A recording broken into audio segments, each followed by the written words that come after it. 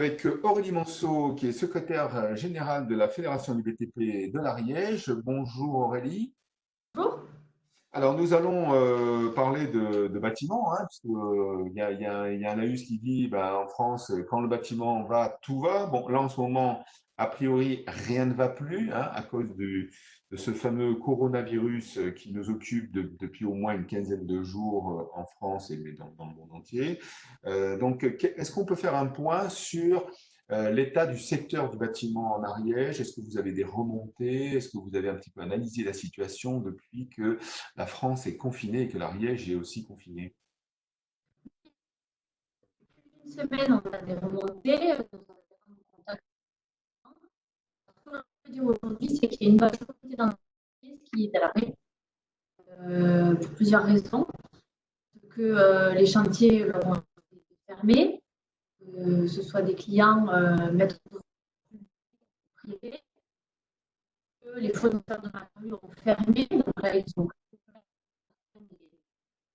tous les matériaux ne sont pas encore disponibles. Et aussi parce que les salariés ont souhaité rester chez eux et surtout parce que le chef d'entreprise a pris la décision, a anticipé sur les événements et a fermé l'entreprise pour protéger les salariés du virus.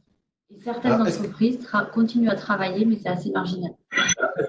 est-ce que c'est un conseil qui a été donné par la Fédération du BTP de fermer ou est-ce que c'était à l'initiative des chefs d'entreprise? Alors, il y a un peu des deux, mais évidemment, la fédération, tout de suite, a donné le conseil aux entreprises de fermer, d'arrêter en tout cas provisoirement les chantiers, parce qu'il était question de ne pas mettre en danger leurs compagnons et leurs salariés sur les chantiers. Donc c'est le conseil que la fédération a pris tout de suite. Le gouvernement, le président de la République qui a demandé à ce que tout le monde reste chez soi. Donc c'est ce que la fédération a suivi, c'était de dire tout le monde reste chez soi et pour l'instant les chantiers ne tournent plus.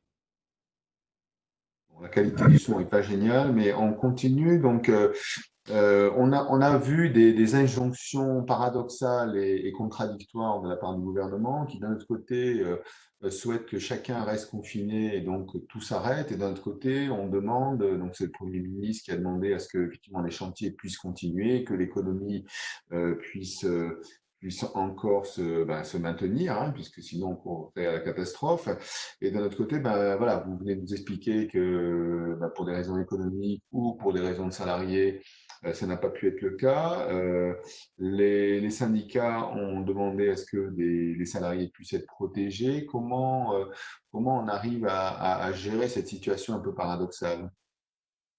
Effectivement, ça a été très compliqué puisque on a un président de la République donc, qui a souhaité confiner. Et le lendemain, en tout cas le soir même, on avait des directives du ministre de l'Intérieur qui nous disait autant de continuer à travailler. Donc le lendemain matin, c'était le chaos total dans les entreprises du BTP.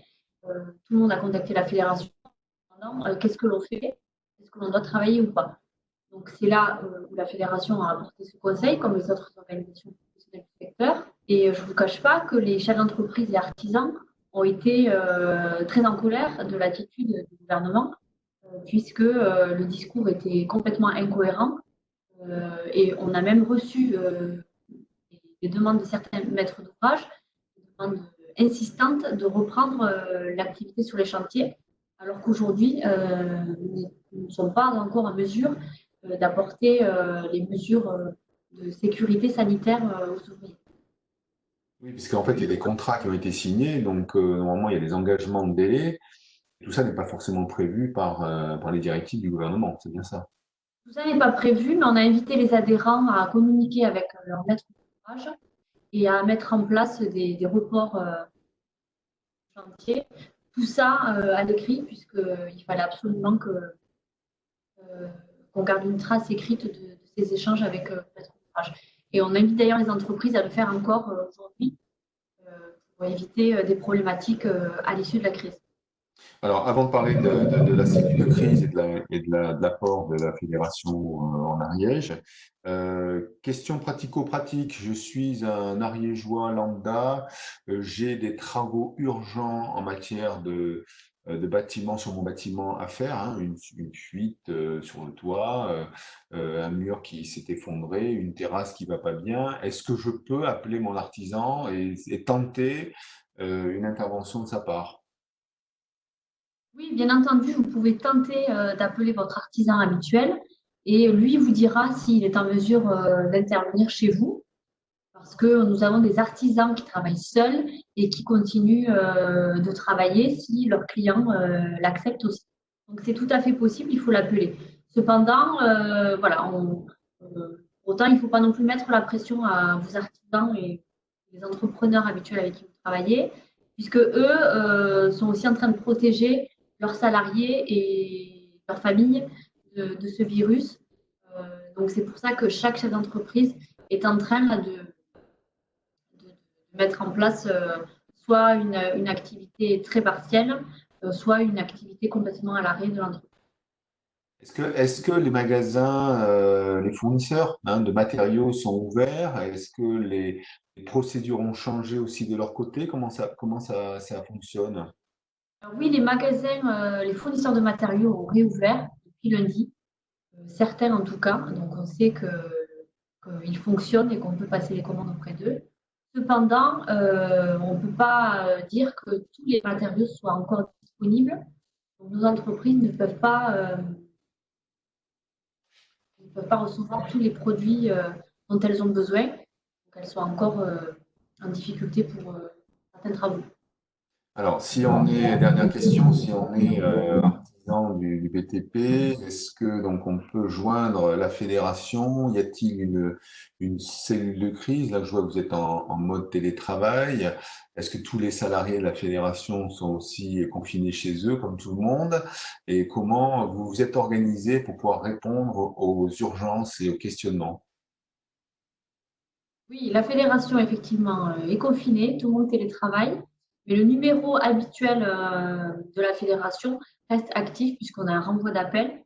En l'occurrence, c'est moi qui réceptionne les appels. Depuis plus d'une semaine, on répond quotidiennement à nos adhérents sans problème.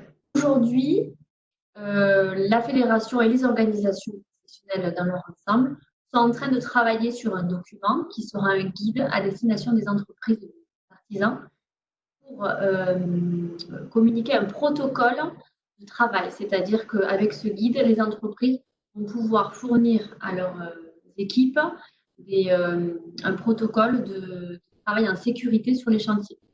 Donc, dans l'attente de ce document, pour l'instant, on invite les entreprises à, si possible, à faire de l'activité partielle, hein, parce que pour l'instant, on n'est pas en mesure de faire travailler les ouvriers en sécurité sur les chantiers.